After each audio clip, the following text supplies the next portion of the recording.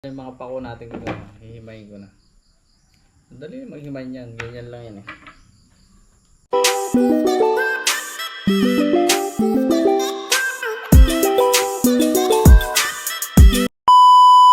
Yeah!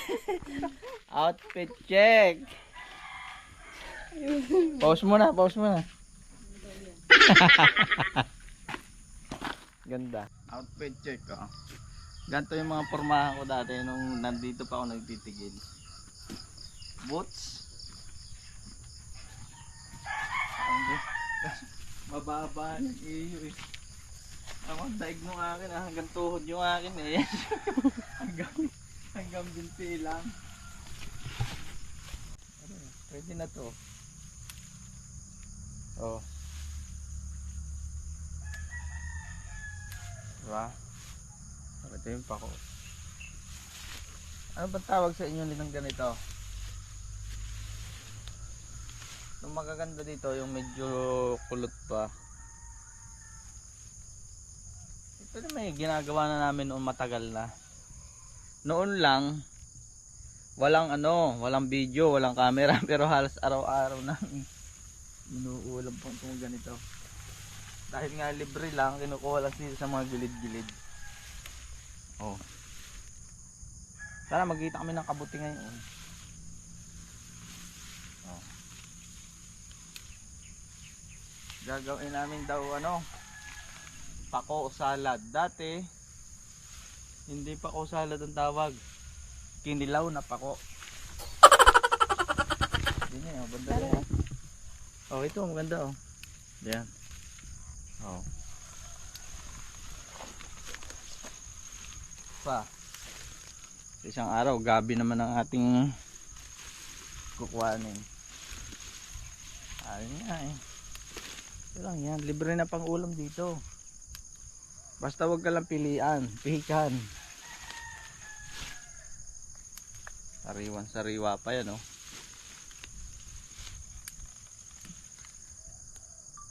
Nung kabataan namin, talagang hindi kami nananawad sa ganito. Bukod sa libre na nga no choice talaga. Kailangan mag-ulam na ganito. Kaya nung napalayo ako, nakakamiss din naman nga ang pako. Yan oh, magaganda pa oh. Talagang sariwa-sariwa. Oh, dito tayo, dami oh. Masarap to, ginataan. Dati nga may pag ginataan daw may suso. At wala nang makuhanan ng mga suso ngayon dito eh. Kaya kinilaw yung salad na daw tawag ngayon, hindi na kinilaw. Oh. Galing. Yung magulang yan. Tapos ilalagay natin sa rep. May gulay sa rep ang inay. Pako. Dami oh. Magaganda. Are pa. Yan. Ito.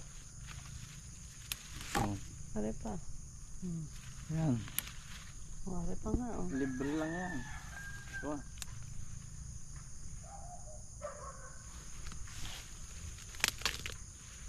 Tapos ito. Oh.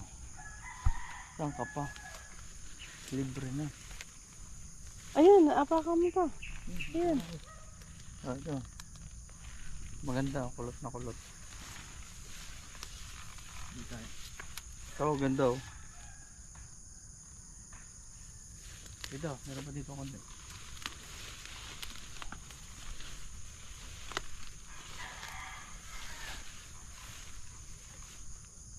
Ayun oh, maganda yun oh. Yun, kita mo yan? Oo, malaki. Meron pa dyan sa... Yan oh, yan nadaanan mo. Oo. Shout out sa mga kumakain nito. Hindi ko lang alam, pero dito sa Mindoro maraming ito eh. Talbos. Talbos ng pako. Naalala ko sa Dubai dati. Pag nag-arrange kami, ginagamitan namin ng pako. Pako na yung magugulang na dahon. Yung mga ganito, pan-decorate to eh. Ito. Mga pako na ganito. Parang madami na ito. Tara, tingnan doon. Malaki na ang ating bako. Tara, lapitan natin. Ano na ito? Daming bunga ng kalamansi oh. Oo, kailangan natin kalamansi. Ito ang daming bunga nga oh. Ang lalaki.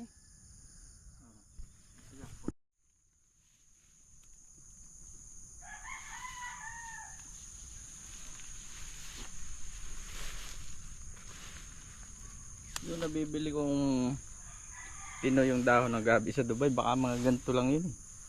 Kulay pula. Ito? Ginagayat no. Tapos pinutuyo. Pero dito, hindi na kinakain niya. Yung medyo maputi-puti yung ano, pak lang. No?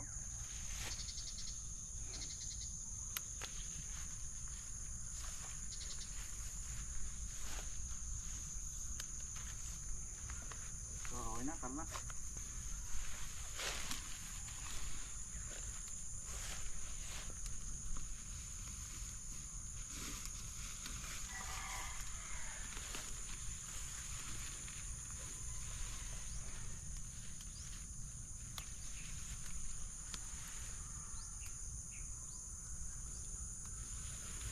Naglalagay ng kalamansi yun, di ka?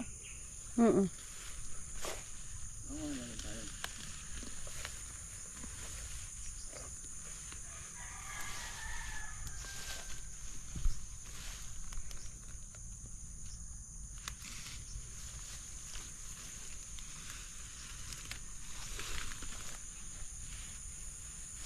Ox na to. Yung pakadamihan. Simamuha pa tayo sa isang araw. Dahil mo nakuha.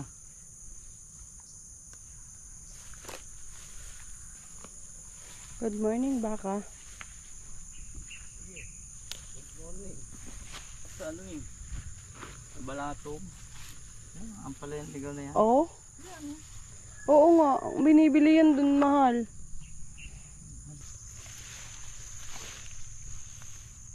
Presyo eh.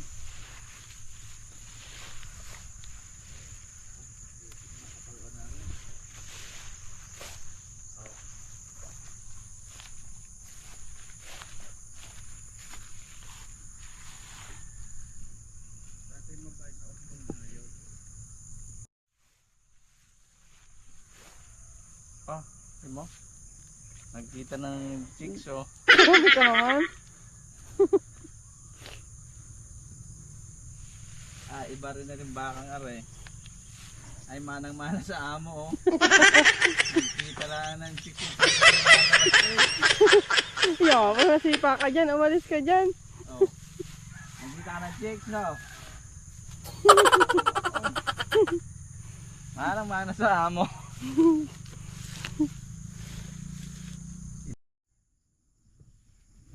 Dahil nga ano tayo, pako salad. Siyempre may asim yun, kuha na rin tayo ng kalamansi. Alala ko dati namimitas siya. Kuya Jay, shout out Kuya Jay. Kapag Sabado Linggo, namimitas kami ng kalamansi. Siguro sa isang araw mga 3 o 4 na kaing napipitas namin. Ang bayad sa isang kaing 30 pesos. Pag mahal ng kalamansi nagiging 50 pesos. Yun yung aming nun yung racket namin nun pag Sabado Linggo.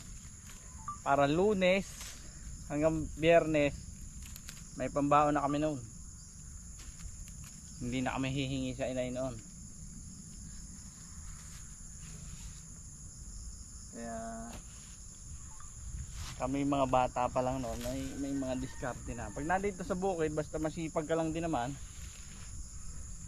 Nakadiskarte ka talaga. Hindi ka dito magugutom. Basta masipag ka. Ngayon wala na ya, kukunti na yung mga kalamansian. Hindi tulad nung elementary days namin, high school days namin. Pero ang dami niyang bunga. Oh, tama yun. Oh. Hitik na hitik yun sa taas. Talagang one. Rambutan, lansones, kalamansi. Yan yung mga isa sa mga racket namin. Oh. Umaga pa lang, babanat na kami no. Hanggang hapon na yun. Masarap mamitas sa kalamansi kapag naulan-ulan. Kasi walang mga langgam. So ito na. Kompleto na ito. Dadagdagan na lang natin ng kuhan. Toyo. May itlog na pula yata doon. Solve na to. Ganito lang kasimple.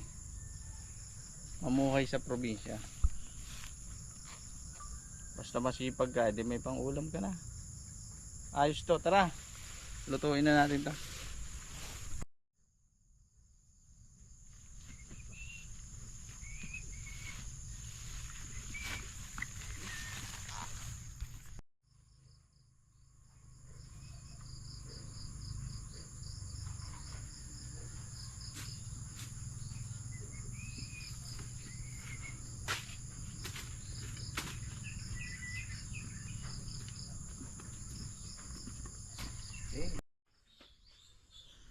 Bubuo na tayo ng ating paraphernalia. Okay. Ganda rin yun. Ganito ano. Kubo ano. Okay, taman-taman. May roll. Ito na yung mga pako natin ko. Hihimayin ko na. Madali maghimay niyan. Ganyan lang yan eh. At mga yung kinuha namin mga ano lang din naman eh. Yung mga dulo halos. Oh. Yeah.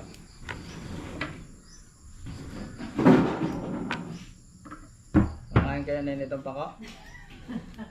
Ha? Oo naman. Bihira na naman makapagkain na dito ng pako. Bihira na rin. Panisag ako mamuha. Hindi sa likod ang dami ah. Saan? Hindi sa likod. Hindi na kayo nagpunta? Oo. Baka may bagong ulan. Kaya mayroon. Oo. Madami. Pero siguro pag mainit, baka hindi din ganun pa. Masarap yung binataan bago may papaya. Oo, tama. Sa isang araw, may oras pa tayo. Ari muna yung isa salad lang natin kung tawagin. Kaya dadagin mo lang yung damit na bibili sa buong bahay.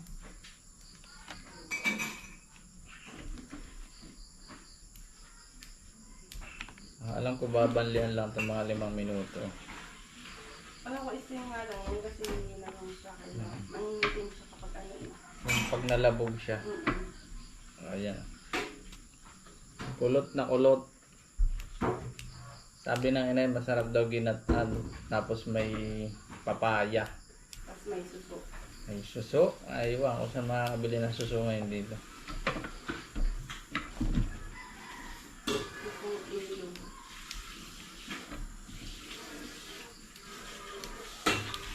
Dati may nalakaw pa ng suso eh. Dati, meron yan, hindi lang nakakabot dito. Sinauubos na siguro. Tapos, ito, may isda pa yata eh, no? Sakso din to.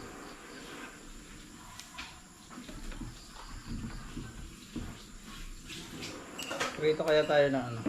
Ano? Yung binili natin. Dila-dila. Oo. Biprito ko na. Ay, nakaso ano? Frozen? Oo. Kaya siguro yan, palambutin.